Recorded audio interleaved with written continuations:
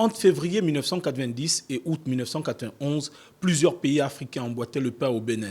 Le 1er mars 1990, le Gabon n'a pas dérogé à la nouvelle donne sur le continent. Pour faire face à la montée des mouvements de contestation contre les pouvoirs en place, le pays d'Omar Bongo, comme de nombreux autres, amorce un tournant décisif dans la mise en place d'une démocratie solide aux institutions fiables.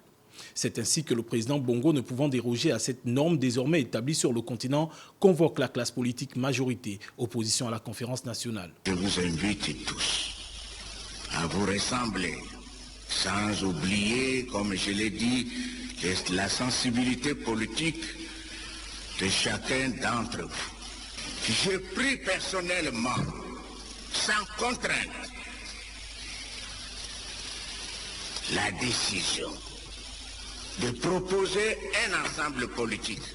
Il fallait éviter au Gabon un avenir incertain qui laisserait libre cours à l'arbitraire, selon Omar Bongo.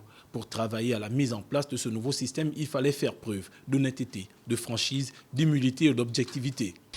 Pour que nous puissions évoluer ensemble, pour que nous puissions évoluer dans l'unité, pour que nous puissions demain faire un gouvernement, des institutions où tous les courants politiques seront représentés.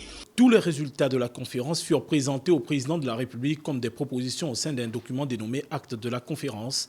En termes de propositions, les conférenciers ont jugé de la création d'une cour constitutionnelle, d'un conseil d'État, d'un conseil national de la communication, d'un conseil national de la démocratie, de la formation d'un gouvernement de transition et l'organisation d'élections législatives multipartites.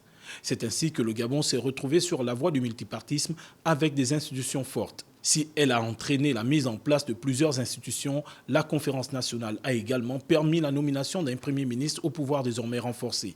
Ainsi, le Gabon a su tirer son épingle du jeu à l'heure où la démocratie était présentée comme la voie obligatoire des pays qui aspirent au développement.